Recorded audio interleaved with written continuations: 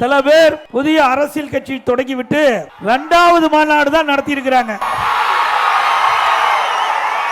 அதுக்கு வயசு 1.5 வயசு குழந்தை. அனைத்து இந்திய அண்ணா திராவிட முன்னேற்ற கழகத்தினுடைய எழுச்சி பயணத்தை துவங்கி இந்த இன்றைய தினம் 105வது எழுச்சி பயணத்தை மாநாடு போல் மக்கள் வெள்ளம் காட்சியளிக்குது. 2 மாநாடுக்கே இப்படின்னா நான் ஜூலை 7ஆம் தேதி தொடங்கி தமிழ்நாடு முழுவதும் 105 சட்டமன்ற தொகுதியில எழுச்சி பயணத்தை மேற்கொண்டு 105 எழுச்சி மாநாடு நடத்தி இருக்கிறோம். அனைத்து இந்திய அண்ணா திராவிட முன்னேற்ற கழகத்தை பொறுத்தவரைக்கும் மக்கள் செல்வாக்குள்ள இயக்கம் என்பதை பல முறை நிரூபித்து காட்டுகின்றோம். இன்னைக்கு அனைத்து இந்திய அண்ணா திராவிட முன்னேற்ற கழக தலைமையிலே அமைக்கப்பட்ட கூட்டணி 2026ஆம் ஆண்டு பெரும்பான்மையான இடங்களிலே வெற்றி பெற்று தனி பெரும்பான்மையோடு ஆட்சி அமைக்கிறோம். நாங்க மக்களை சந்திக்கிறோம்னா அனைத்து இந்திய அண்ணா திராவிட முன்னேற்ற கழகம் பொன்மனச்சம்பல் புரட்சி தலைவர் எம்ஜிஆர் அவர்கள் நாட்டை ஆண்டாங்க. இதே புரட்சி தலைவர் அம்மா அவர்கள் நாட்டை ஆண்டாங்க.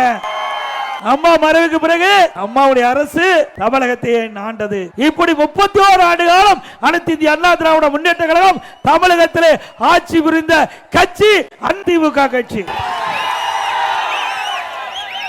இன்னும் ஒரு முறை கூட எம்எல்ஏ ஆகல, ஒரு முறை கூட எம்எல்ஏ ஆகல, ஒரு முறை கூட சட்டமன்ற தேர்தலை சந்திக்கல. அப்படி இருக்கிறவர்களெல்லாம் ஆசைப்படலாம், தவறல்ல. நாட்டில் இந்திய நாடு ஜனநாயக நாடு, அனைவருக்கும் உரிமை உண்டு, அதில் எந்த மாற்று கருத்தும் இல்லை. ஆனால் உழைக்காமல் பலன் பெறுகின்றார்கள், அதுதான் பெரும் ஊழல். உழைக்காமலேயே பலனை பெறுவதுதான் பெரும் ஊழல். இன்றைக்கு தமிழகத்தை இந்தியாவிலே இந்த அளவிற்கு உயர்த்தப்பட்ட அரசாங்கம் அதிமுக அரசாங்கம், அதிமுக கட்சி.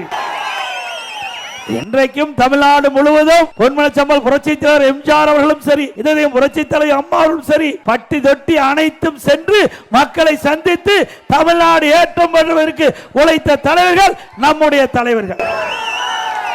எங்கேயுமே போகாம வீட்டிலேயே அமர்ந்து கொண்டு கனவு காணலாம், அது நனவாகாது. கனவு காண்பதற்கு அனைவருக்கும் உரிமை உண்டு. நனவாக வேண்டும் என்றால் உழைப்பு வேண்டும். உழைப்பு வேணும்ல. இங்க இருக்கிறவங்க எல்லாம் உழைத்து தான் வாழுகின்றார்கள். உழைத்து தானே நீங்க வாழ்றீங்க. உழைப்பு அவசியம் இல்ல. உழைக்கலைன்னா வேற வழியில தான் வாழ முடியும்.